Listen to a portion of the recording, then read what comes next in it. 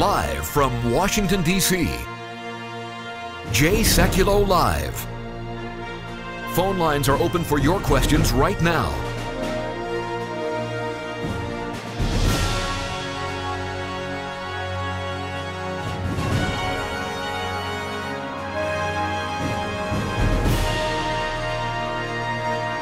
And now, Chief Counsel for the American Center for Law and Justice, Sekulow. 72 Christians targeted, killed in Pakistan, Lahore, Pakistan, where a group that is affiliated with the Taliban but has also been affiliated with ISIS in the past. They've kind of dual-pledged allegiance going back and forth. To the people that were killed, it makes no difference whether they were the Taliban, whether it was al-Qaeda, or whether, in fact, it was ISIS. They're dead. To them, it's an existential threat. The president may not want to say that. And the group claiming responsibility for it said they specifically targeted Christians, by the way, including 17 children. Hundreds more injured. It was a suicide bombing at a park that an Islamic group said was aimed at Christians celebrating Easter. The State Department issued a condemnation of it, but of course, and I'm holding it in my hands, never uses the word Christian. Talks about innocent civilians. And then this seems to be the problem this administration. They don't want to make what is obvious, jihadists killing Christians. Well, it flies in the face of their foreign policy narrative, Jay, and they aren't willing to change that narrative no matter what the facts are. But I would say this. I mean, you're exactly right about the victims of this attack, but the motive should be important to this president because he is the one that is tasked with defeating it. And if you don't know what's motivating your enemy, how are you going to defeat them? So by omitting what the motive of the attackers is, he has undermined the United States' ability to eliminate it. And quite frankly, Jay, it's not by accident. He doesn't want to eliminate it. He just wants to contain it. We're going to bring it to justice because, trust me, the Pakistani government will not do it. Why? Because it's a minority group. Who is the minority group here? Christians. Sue on Facebook just said, these are the consequences of weak leaders in the White House, and boy, is that the truth. All right, we've got some opposed calls. We got some pro calls. I'm going to go right to the phones, 1-800-684-3110. Cause is calling from Gardenia, California. Cause, did I pronounce your name correctly there? Yeah, that's fine. Great. Go ahead, sir. Okay, so really quick, and I'm listening to everything everybody has to say, and you know, we can talk about Obama and his agenda and what they have or have not done. Yep. But the truth of the matter is that his time in office will be up soon. Yep.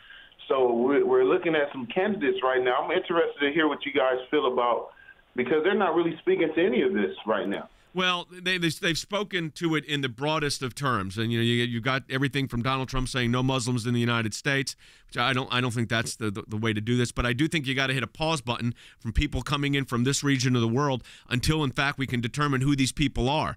But I do think the alternative is simple, and Dan, we've talked about this before. It's providing regional aid. There are safe zones in the region. Because here's the migration situation cause that's happening right now. I've said this a number of times on the broadcast. You've got, if you look at who's staying in region, women and children fleeing, but staying in the Middle East where there's UN representatives and other aid being given, it hits normal migration patterns. You know, as I've said, it's about 45% female, 25% or 30% children, the rest male.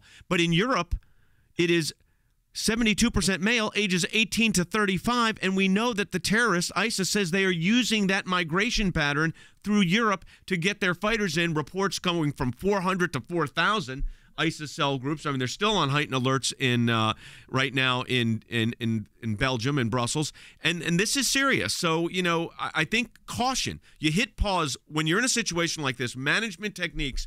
Leadership says, take a pause, assess the facts, and do the best you can under the facts you have.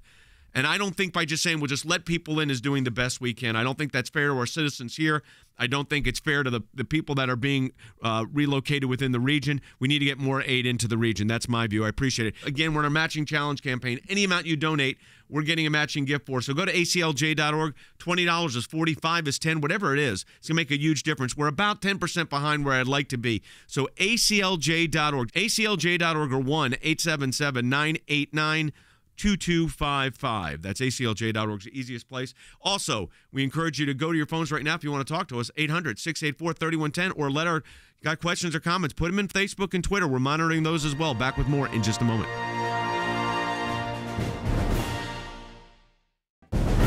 It is a critical time for our nation. And the American Center for Law and Justice is on the front lines, defending life and liberty, engaging the issues that matter most to you and your family. Whether it's working to protect Americans from the dangers of radical Islam and the persecution of Christians, to defending life at the U.S. Supreme Court, to protecting your religious and constitutional freedoms, we could not do this work without you, without your support. And now your support can really make a tremendous difference. For a limited time, you can participate in the ACLJ Matching Challenge. If you make a gift now, it will be doubled. $25 becomes $50. A $100 gift becomes $200. Please stand with the ACLJ right now and call 1-877-989-2255. That's 1-877-989-2255, or go online at aclj.org. Thank you for your support.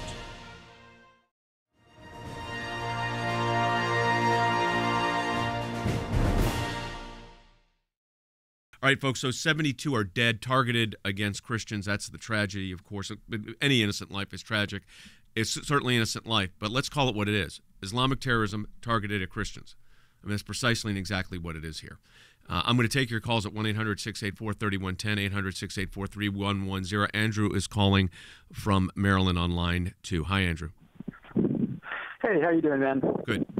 Yeah, so I think one thing that that worries me a little bit in with the whole situation that's going on right now with the Syrian, Pakistani refugee crisis, and with the Paris shootings and what happened recently in Brussels. Yep.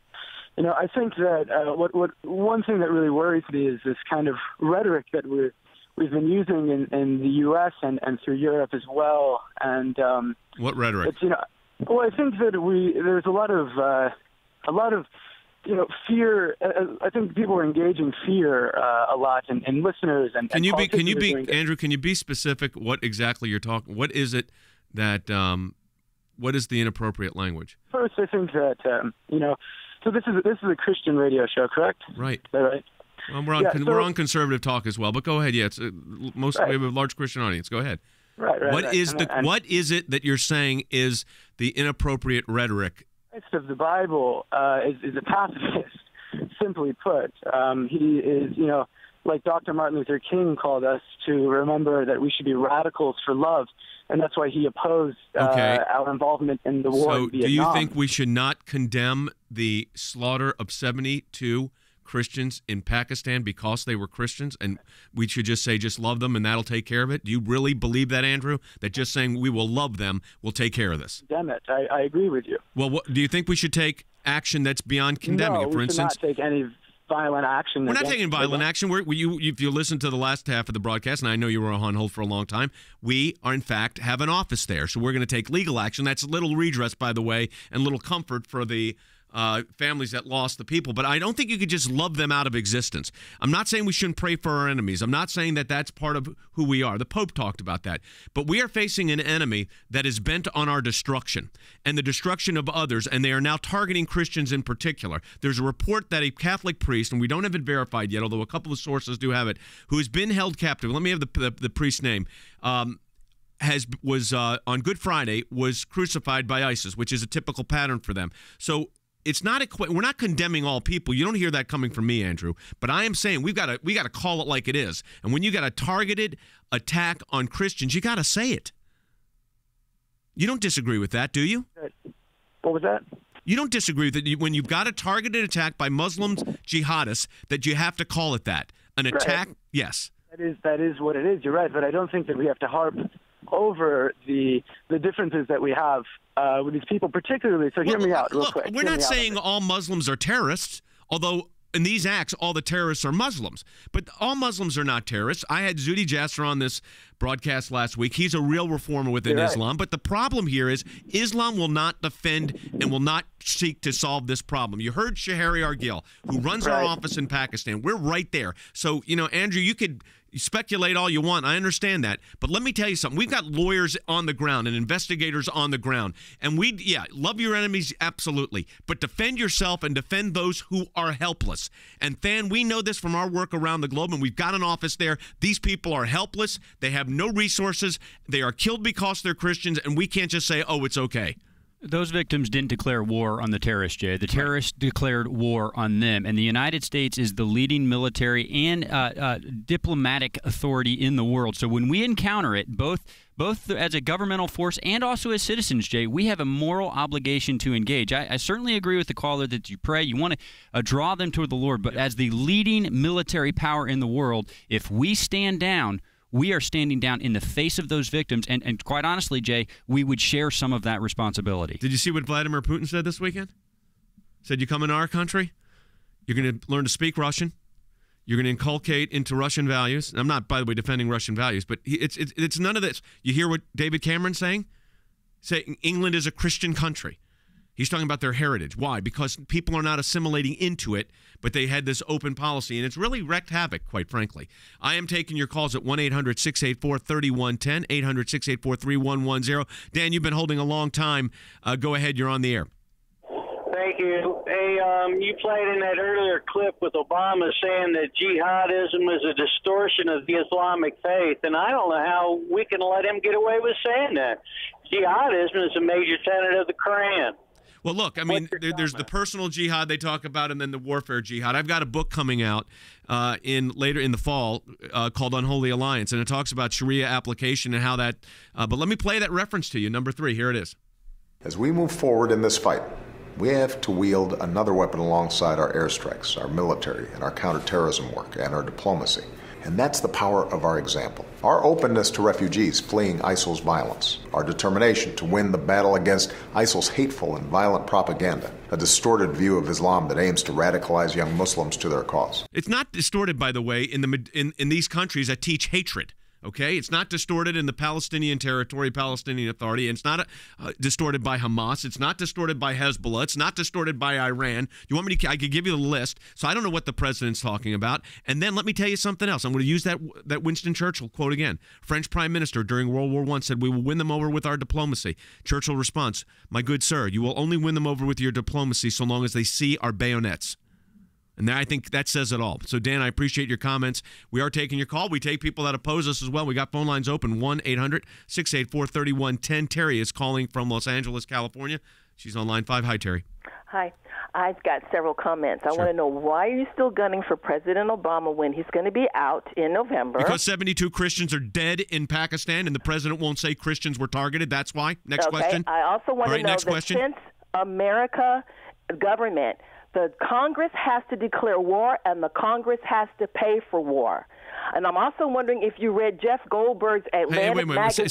Say that again on the Congress situation. President's foreign policy. No. Let's go back. Let's back up. What did you say about what Congress? Because I've got an expert on what Congress does and doesn't do, because it's our Director of Governmental Affairs, Stan Bennett's here. What were you saying about Congress and declaring war? They have to declare it, and they have to pay for it. Okay, well, that's, by the way, not the situation we're even calling for. They can acknowledge that it was Christians being killed without declaring war. So I don't know where you're getting your information from, Terry. I appreciate you calling in, but that one's incorrect. Then go ahead. Well, the president himself concedes that the authorization for the use of military force that Congress passed in response to 9/11 is still in force. He believes that. Now, what he did ask Congress for was actually for a restriction on that authority. He wanted to say, you may not put boots on the ground. You may not explore all of the options that are available to you. The president himself, Terry, admits that Congress gave him the power to pursue terrorism. He just wants them to take some of that power away. When we come back from the break, I'm going to do a rapid-fire round.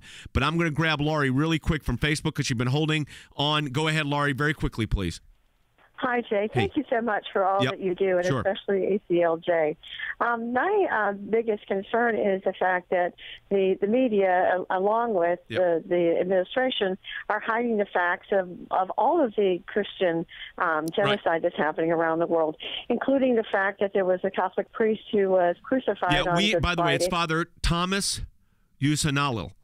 We don't know if it's not been confirmed. A cardinal did say that he was crucified. He is being held captive by ISIS. We've not been able to confirm that yet. We're going to talk about it on the broadcast today, but Will and our team are getting more information on that. So, Laurie, we need to be praying for it. We need to be pointing out these atrocities. We're doing just that. This is targeted against Christians. We've been talking about this for weeks. Let me encourage you to do something here. We are in a matching challenge campaign all month, and that means any amount that's donated to the ACLJ, we're getting a matching gift for.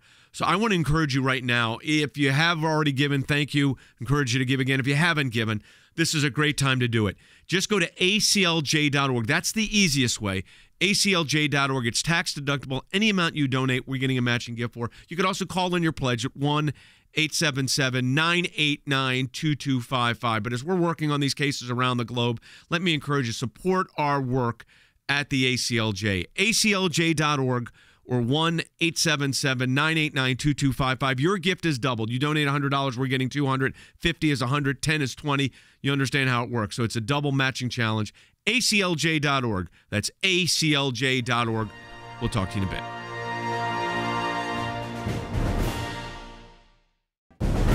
It is a critical time for our nation, and the American Center for Law and Justice is on the front lines, defending life and liberty, engaging the issues that matter most to you and your family. Whether it's working to protect Americans from the dangers of radical Islam and the persecution of Christians, to defending life at the U.S. Supreme Court, to protecting your religious and constitutional freedoms, we could not do this work without you, without your support. And now your support can really make a tremendous difference. For a limited time, you can participate in the ACLJ Matching Challenge. If you make a gift now, it will be doubled. $25 becomes $50.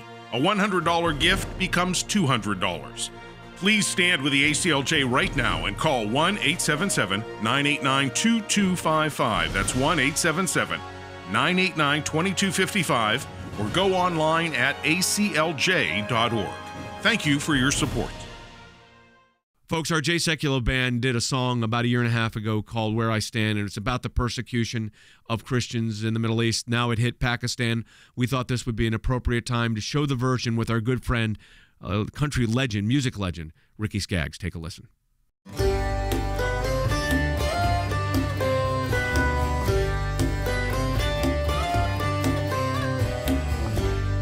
What I see from where I stand, I can't begin to comprehend. Awaken fear just to think how far some people will descend. And what is now has been before. Over and over it's been ignored. It is a heart void of a soul that slaughters innocence. The end becomes the means, a twisted faith to justify a violent mean. Guided by lies that deceive, nothing the eye should ever see. Now my heart is crying, deep beneath the voices lying. I can't stand to see this evil anymore. And while the world is sleeping, welcome them for just believing. I can't stand to see this evil anymore. Oh.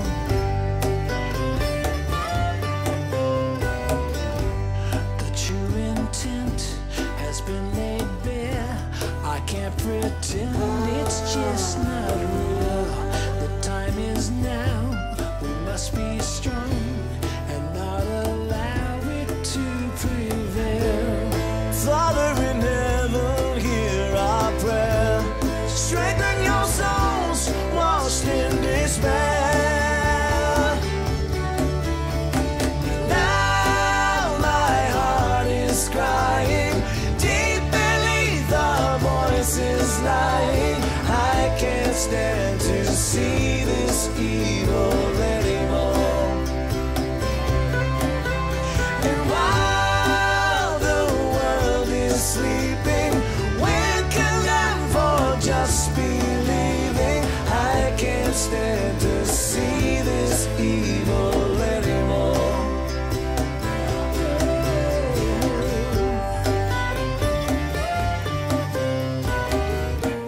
And are we blind to all of these in an effort to appease this restless feeling of unease?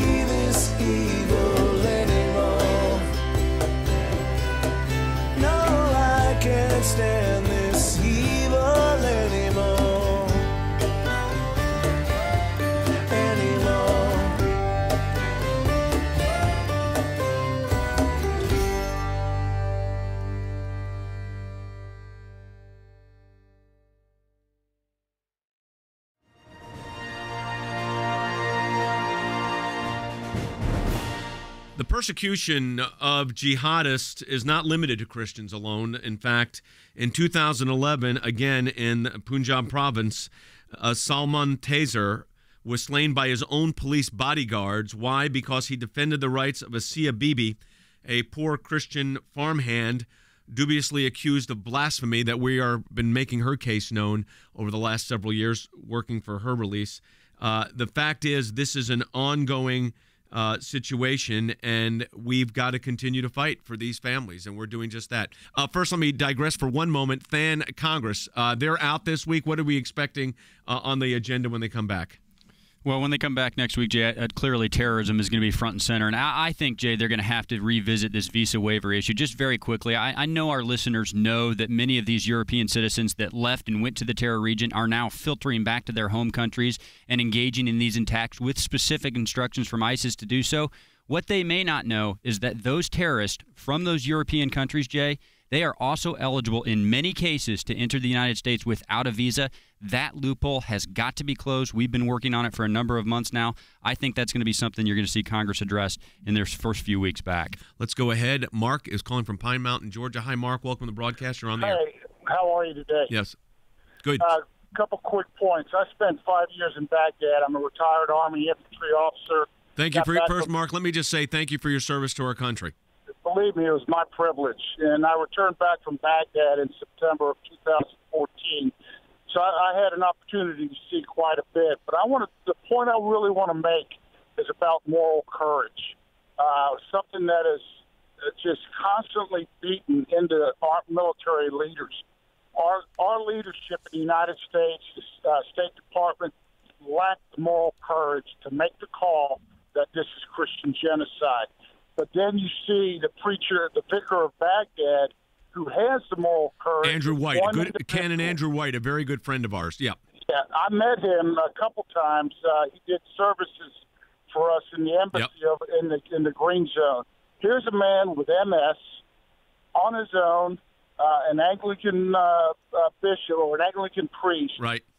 Just he is the Christian prophet in Iraq. And his entire congregation, by the way, has been forced into exile in Jordan right now. That's where they are. They've had to move that entire congregation, Mark. Since you've been there, they've had to move the entire congregation from Baghdad, all the surviving people, and many were killed, to Jordan. And one last point about immigration. Now, my parents were Holocaust survivors, came from Poland after the war. I can remember in 1964, my mom, and I was a young boy, coming back from, she became an American citizen and received a copy of the Declaration of Independence. We need to stop this illegal flow of immigrants into this country from the Middle East because we're shooting ourselves in the foot. Well, I'll tell you this. We've got to get, I'm the grandson of Russian immigrants, so I appreciate immigration. But my grandfather came in through Ellis Island and did it the way you're supposed to do it. Brittany's calling from New Orleans, Louisiana. Hi, Brittany. Hi, Jay. I'm going to try not to cry here. Christians are being killed everywhere. Yeah. Here on American soil, what we fought for, religious liberty, Christians aren't going anywhere. Trying to kill people, our president can't even acknowledge it. I wanted to say thank you for being on point, not only with your segment, but with the callers.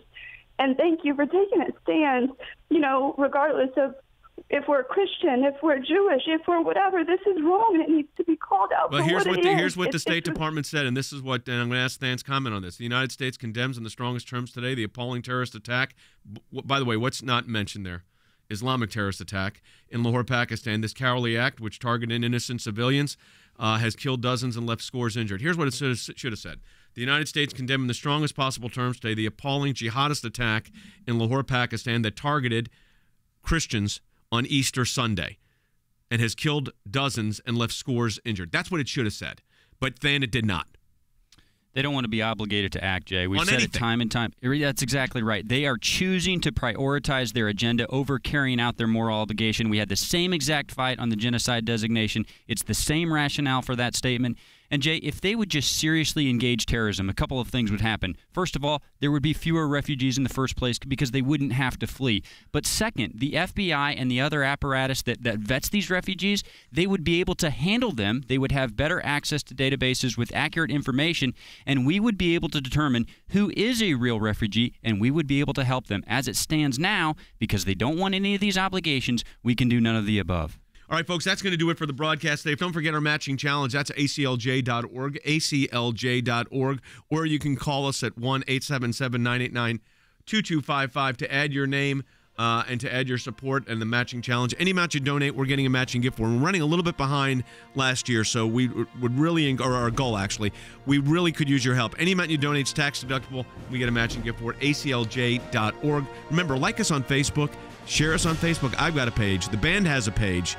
Even Jordan has a page. So like the pages. ACLJ has a page. And also, we have our podcast. Make sure you're getting that downloaded as well. And we'll talk to you tomorrow.